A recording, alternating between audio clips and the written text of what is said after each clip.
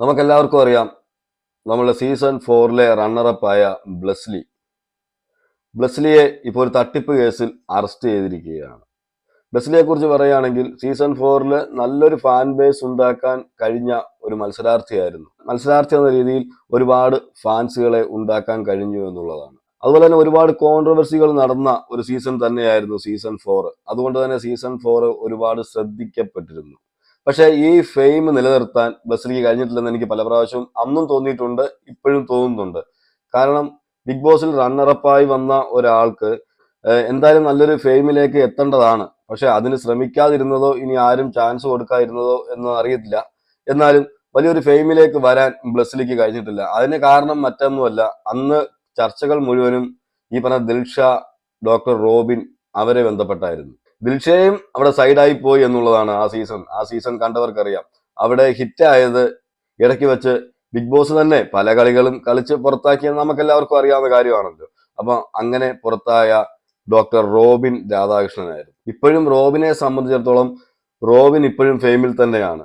ഏത് കോൺട്രവേഴ്സികൾ വന്നാലും, അതുപോലെ തന്നെ ബിഗ് ബോസ് എന്ന് പറയുമ്പോൾ തന്നെ ആദ്യമേ ഓടി വരുന്ന പേര് ഡോക്ടർ റോബിൻ എന്നുള്ളതായിരിക്കും. എന്തായാലും ആ സീസൺ കൊണ്ട് പ്രയോജനം ഉണ്ടായത് റോബിന് തന്നെയാണ്. ദിൽഷയെ പോലും ഇപ്പൊ ഒരു വിന്നർ ആണെന്ന് ദിൽഷയെ പറഞ്ഞാൽ പോലും വിശ്വസിക്കാത്ത ആൾക്കാരുണ്ട്. ഇപ്പം ലേറ്റസ്റ്റ് ആയിട്ടൊക്കെ കണ്ടു തുടങ്ങിയവർ അല്ലെങ്കിൽ ബിഗ് ബോസിനെ കുറിച്ച് ചർച്ച ചെയ്യുന്നവരൊക്കെ നമ്മൾ പറയുമ്പോൾ റോബിൻ വിന്നർ എന്നുള്ള രീതിയിലാണ് സംസാരിക്കുന്നത്. പിന്നെ നമ്മൾ പറഞ്ഞ് മനസ്സിലാക്കുമ്പോഴാണ് അങ്ങനെ ഒരു സംഭവം ഉണ്ടായോ എന്നൊക്കെ ചോദിക്കുന്നത്. എന്നുവെച്ചാൽ ലേറ്റസ്റ്റ് ആയിട്ട് കാണാൻ തുടങ്ങിയവർ ഈ ബിഗ് ബോസ് കാണുന്നത് എന്തോ വലിയ അപരാധമായിട്ടൊക്കെ കാണുന്ന ആൾക്കാരുണ്ട്.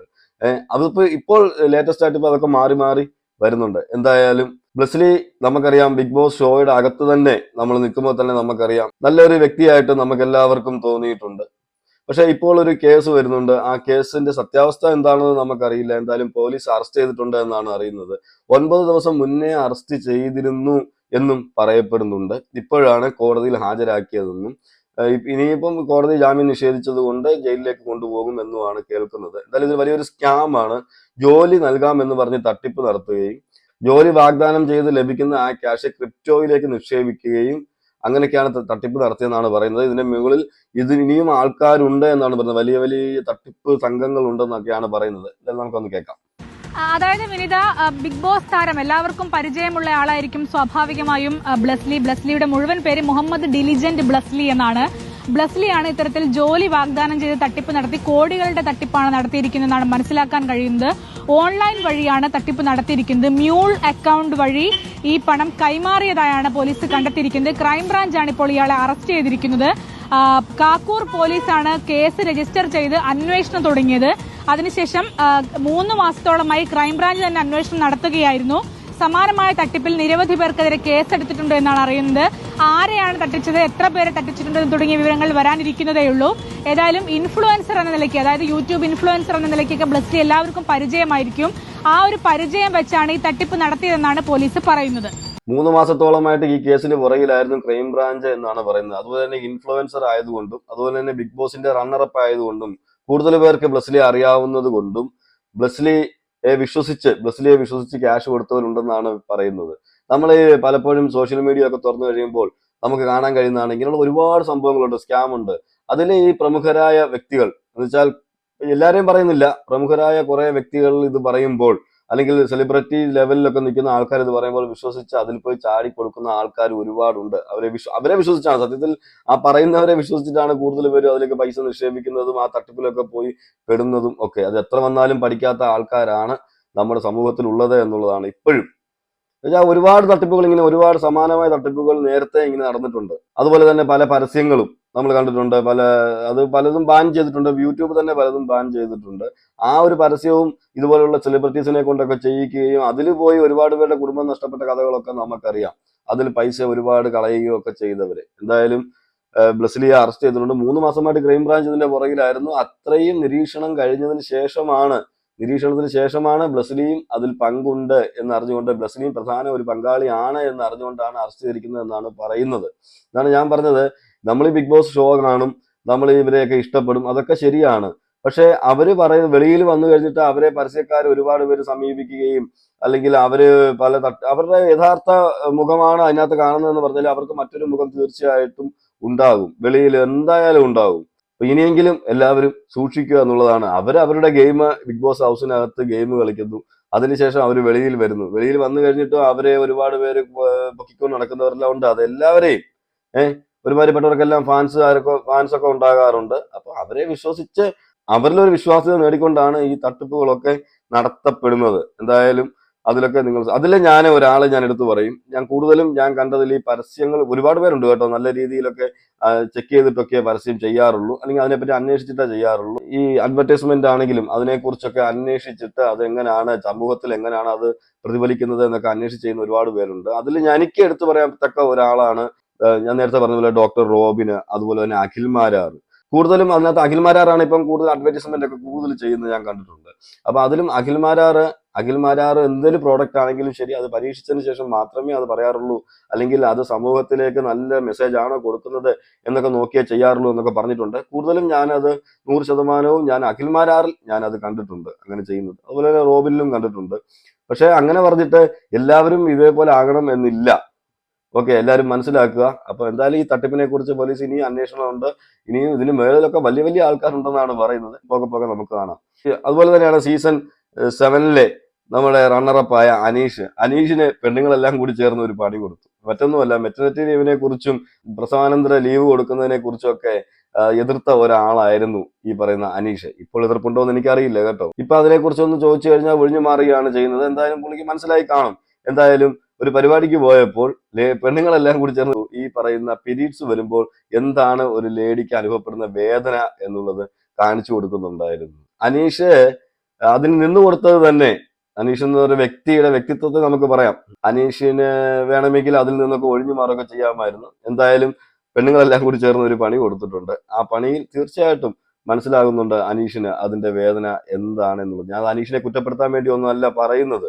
എന്നാലും ഇത് ചെയ്യേണ്ടത് പക്ഷേ മറ്റുള്ളവർക്കായിരുന്നു. അവിടെ നമുക്കറിയാം, ഈ പറഞ്ഞ അനുമോൾക്ക് ഇതുപോലെ പീരീഡ്സ് ആയ സമയത്ത് അനുമോള് വയ്യാന്ന് പറഞ്ഞ് മാറിയിരുന്ന സമയത്തൊക്കെ ഒരുപാട് പേര് അനുമോളെ കളിയാക്കുകയൊക്കെ ചെയ്തിരുന്നു, അല്ലെങ്കിൽ അത് ഡ്രാമയാണെന്നൊക്കെ പറഞ്ഞിരുന്നു. സത്യം പറഞ്ഞാൽ അവരെ ആയിരുന്നു കൊണ്ടുവന്ന് ഇരുത്തി, പേരൊന്നും ചേർത്ത് പറയുന്നില്ല, അവരെ ആയിരുന്നു കൊണ്ടുവന്ന് ഇരുത്തി ഈ വേദനയൊക്കെ ശരിക്കും അനുഭവിപ്പിക്കേണ്ടിയിരുന്നത്. എന്തായാലും ഞാനിത് അനീഷിനെ കുറ്റപ്പെടുത്താൻ വേണ്ടി ചെയ്യുന്ന വീഡിയോ അല്ല. പക്ഷെ അനീഷ് തന്നെയാണ് അതിനവിടെ നിന്ന് കൊടുത്തതും. ഈ ഒരു കാര്യമാണെന്ന് അറിഞ്ഞിട്ട് പോലും തന്നെ ഉപയോഗിക്കുന്നു അതിന് വേണ്ടിയിട്ട് എന്ന് അറിഞ്ഞിട്ട് പോലും അനീഷ് അവിടെ അതിന് നിന്ന് കൊടുത്തു. നിഷ്കളങ്കനായ ഒരു മനുഷ്യനെന്ന് മാത്രമേ, മറ്റുള്ളവരെ വേറെ ആരെങ്കിലും ഒക്കെ ആയിരുന്നെങ്കിൽ ഒഴിഞ്ഞു തന്നെ മാറിയാല്, ഒരു ദേഷ്യം പോലും കാണിക്കാതെ അതിൽ പങ്കെടുത്തു എന്നുള്ളതാണ്. ഇതെല്ലാം നമുക്ക് അതൊന്ന് കാണാം.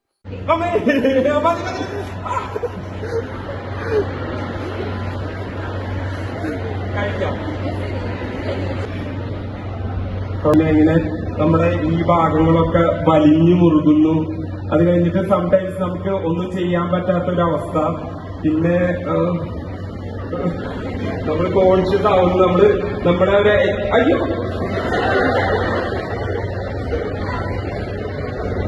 ചില ഭാഗത്ത് ഇങ്ങനെ ഒരു വലിഞ്ഞു മുറുകുന്നു. നമുക്ക് എണീക്കാൻ പറ്റുന്നില്ല. നമുക്ക് വേദന ഫീൽ ചെയ്യുന്നുണ്ട്.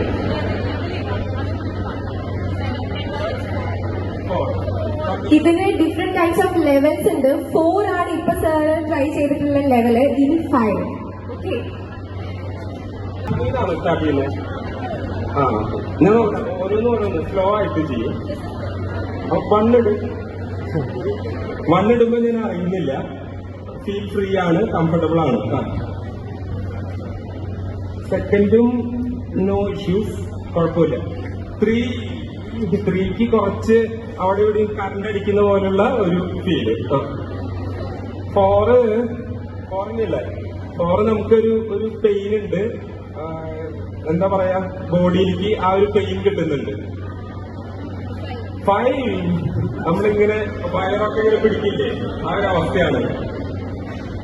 6 നല്ല ഒരു എന്താ പറയാ, കഠിനമായിട്ടുള്ള വേദന വരാൻ പോകുന്നു. പിന്നെ നമുക്ക് ഇങ്ങനെ കാലൊക്കെ ഇങ്ങനെ ചേർത്തി വെക്കണം എന്നിങ്ങനെ തോന്നുന്നു. പിന്നെ അയ്യോ 7 നല്ല പെയിൻ ഉണ്ട്. 7